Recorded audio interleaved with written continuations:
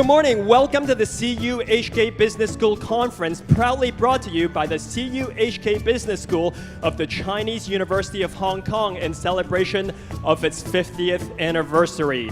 Now, with the theme China Business in the Global Economy, this Thought Leadership Conference will provide you with the latest insightful perspectives on business topics that are relevant to China and the surrounding regions. A superb platform for debate and discussion, it connects business school with a diverse array of fellow alumni, business partners, and friends. And we hope that you will take today to enjoy this very special Golden Jubilee event. The university has recently completed a strategic plan for the 5-year period between 2016 and 2020. One of the strategic goals is to extend our focus on China's global challenges, the roots of Chinese culture, and Hong Kong's roles in China's development.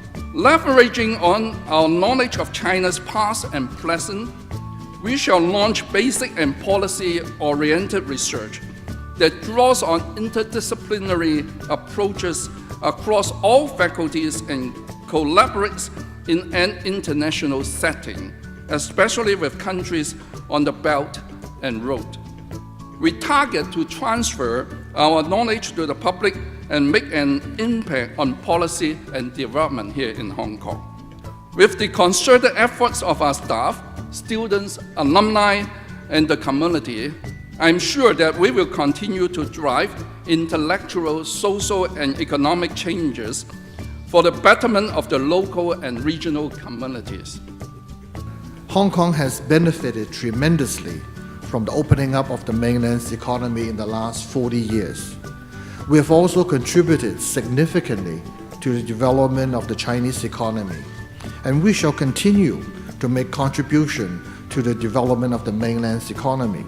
And I'm confident that Hong Kong, blessed as we are with formidable advantages, and that certainly includes the Chinese University of Hong Kong and its business school, remains in a preeminent position in seizing the opportunities arising from the developments in the greatest economic miracle that has been recorded in the civilization of our time. And we shall definitely boldly go where no economy has gone before. Thank you very much.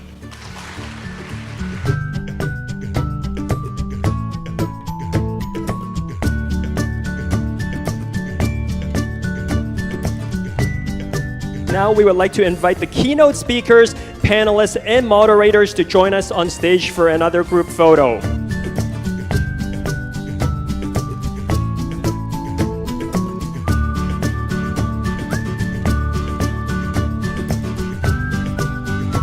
Okay, thank you very much, Financial Secretary Zhang, as well as Professors Hui, Professor Zheng, Professor Chen, and Ms. Vilmong. Please remain on stage, and I would like to invite our other distinguished guests to please take their seats. Thank you.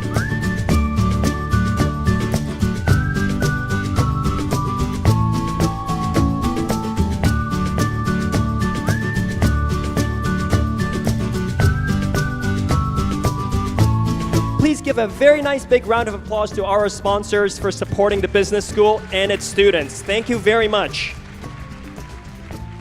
Look at, in addition to all the insights regarding the global economy that Honorable Mr. Zhang shared with us, if we think about what are the major developments taking place in the global economy, outbound investments from China, essentially Chinese companies going global, would clearly rank among the top 4 or 5 major topics. I have a question about One Belt, One Road.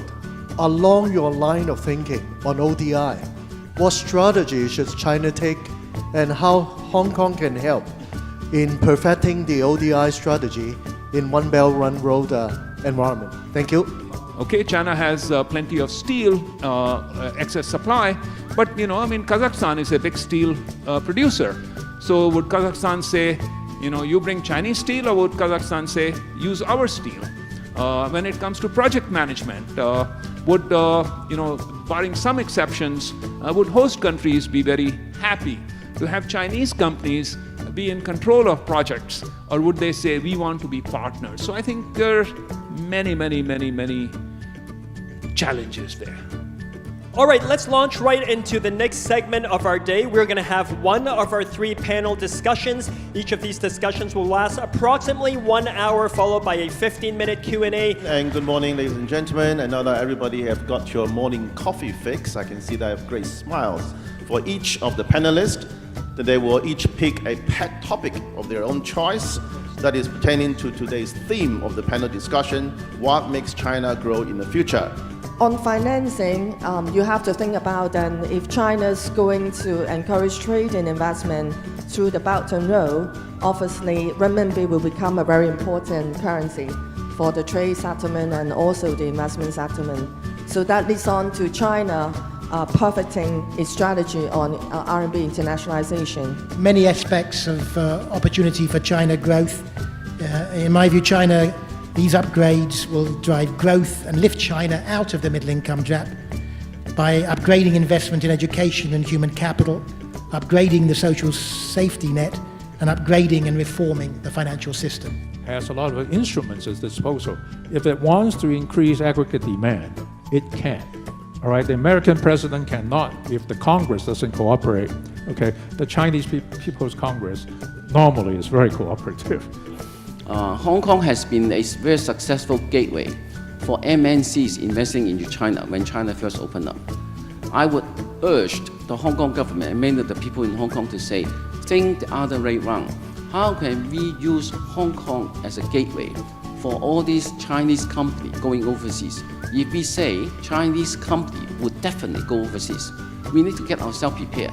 How can we get a piece of the actions in Hong Kong?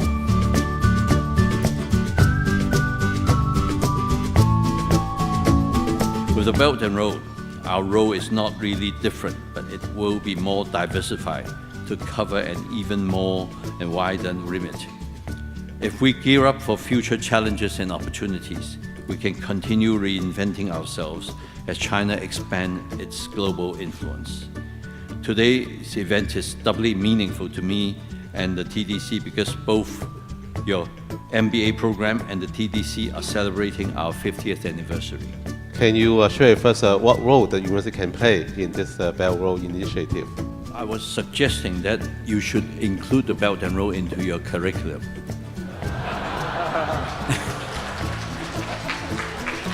So now we should prepare ourselves, prepare our young people. And what's also important is that I think we can attract the Belt and Road young people to come and study here and learn about it, because our experience in investing and helping the opening up of China is going to be a very important experience to share.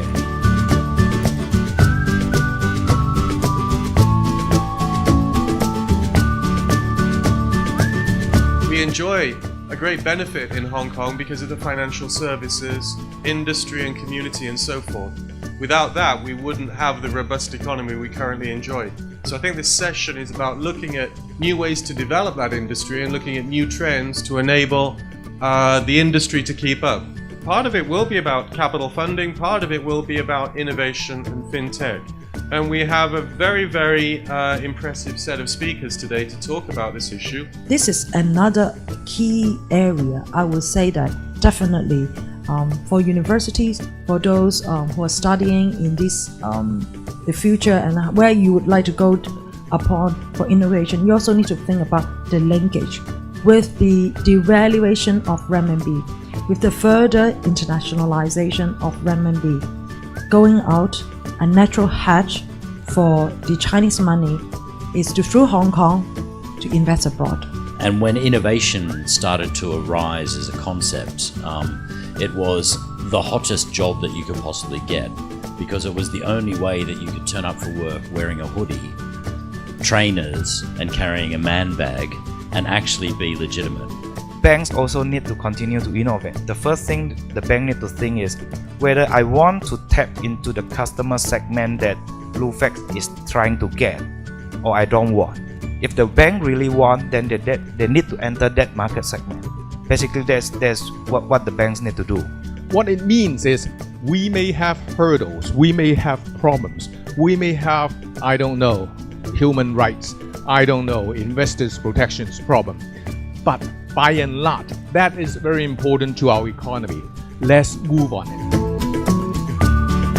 Actually, you may notice I have just take off my tie. I do that because makes you feel like we are, technology oriented. 30 years ago, government won't encourage you to think of things like outside the track the government want to do. So it should not be creative, should not be disruptive. So just follow what government tell you to do. But 30 years later, now you hear the formal report. They encourage people, be creative, be disruptive. So this is a big change.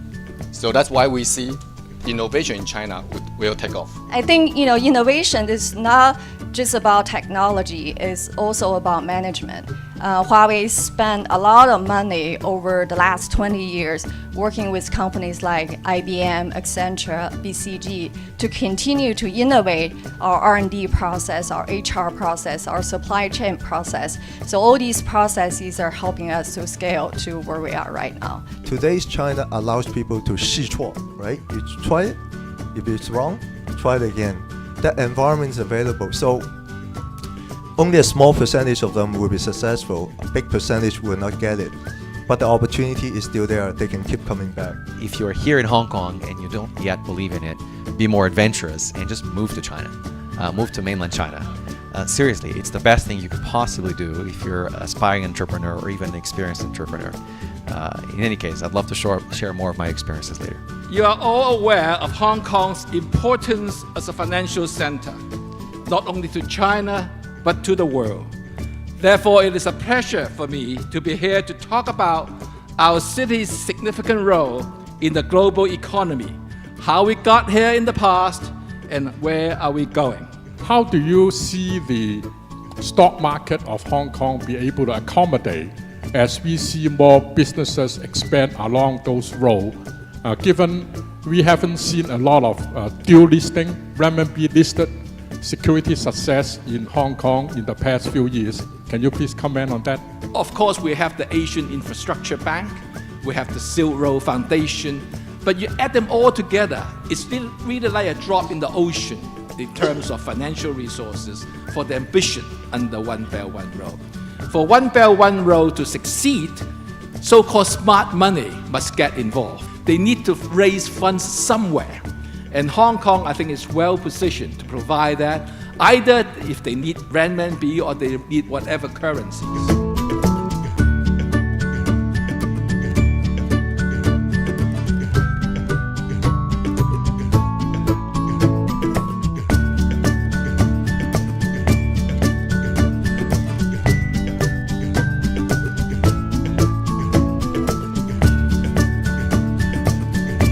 A very intense day, and our brains need respite for processing all this information.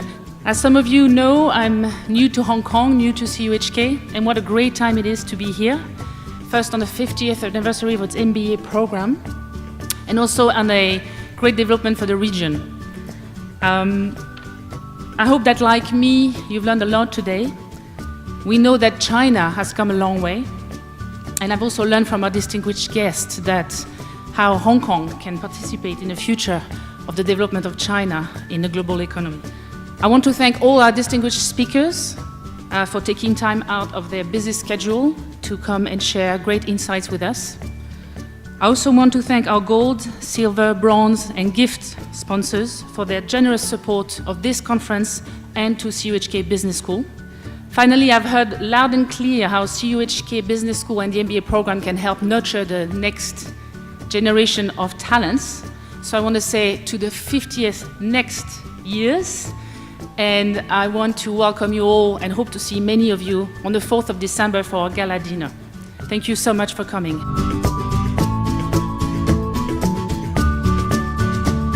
So again, that wish everyone good health, prosperity, and continued success for your career.